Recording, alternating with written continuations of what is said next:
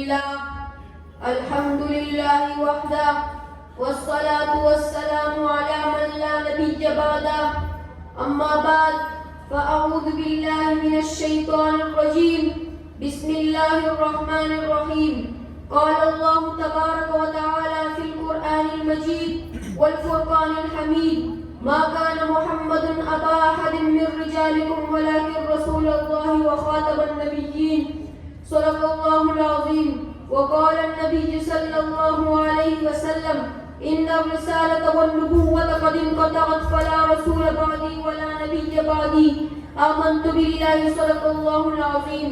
محترم اساتذہ کرام، علماء کرام، طلباء عزام اور آج کے اس بابرکت تکمیل القرآن کانفرنس میں شرکت کرنے والے میرے غیور مسلمانوں، السلام علیکم ورحمۃ اللہ وبرکاتہ.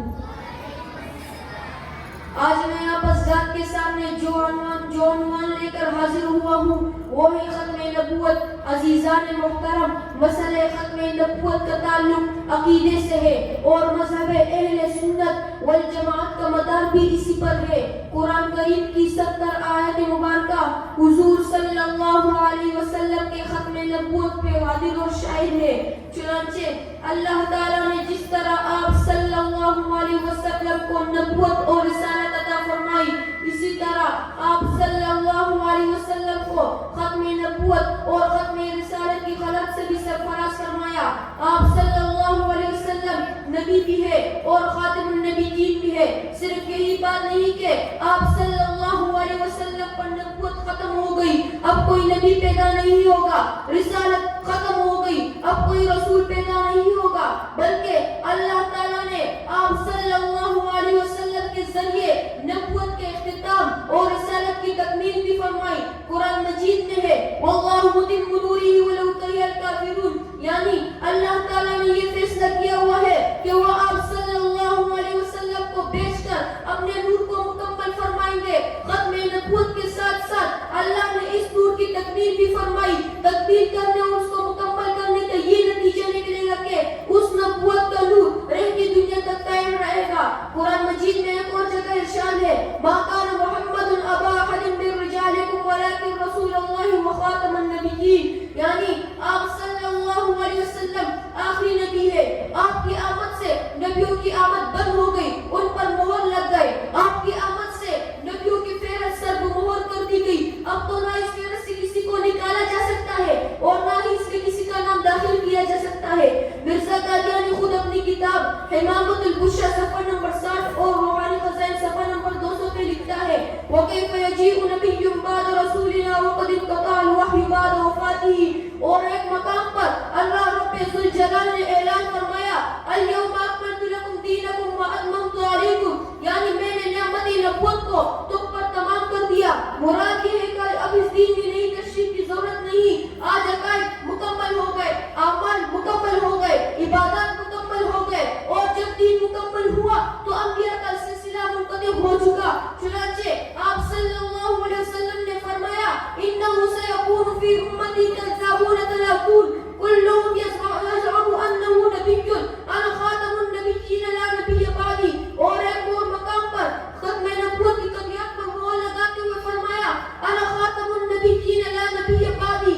آپ صلی اللہ علیہ وسلم کے اس فرمان کے بعد کئی مدعی نبوت اپنے ناپاک وجود کے ساتھ اپنے ناپاک ارادے کو ثابت کرنے کی بے جا کوشش کرتے رہے.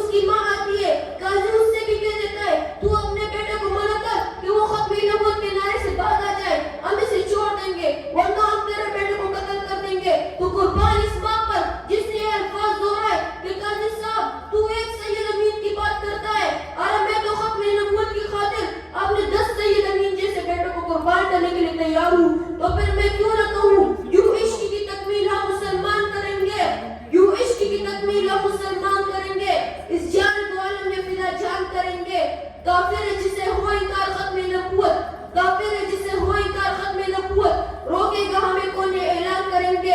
ارباب علم و دانش پاک پیغمبر علیہ السلام کے فرمان ذیشان کے مطابق کئی کذاب دعوی نبوت کے مرتکب ہوئے، مگر اہل ایمان کی شمع محبت کے سامنے جل کر راک ہو جاتے ہیں۔ آج بھی اگر کوئی مدعی نبوت اپنے ناپاک وجود کے ساتھ اس دھرتی پر بوجھ بن کر آئے تو آپ نے میدان عمل میں اتر کر سنت صدیقی کو زندہ کر کے اعلان ان کی تردید بھی کرنی ہے اور عوام الناس کے سامنے انہیں بے نقاب بھی کرنا ہے۔ اس شیخ سے اپنی تقریر کو ختم کرنا چاہوں گا۔ ختم نبوت کی خاطر ہم جان نچھاور کر دیں گے، ختم نبوت کی خاطر ہم جان نچھاور کر دیں گے۔ اگر وقت نے ہم سے خون مانگا تو وقت کا دامن بھر دیں گے۔ وَمَا عَلَيْنَا إِلَّا الْبَلَاغُ الْمُبِينُ۔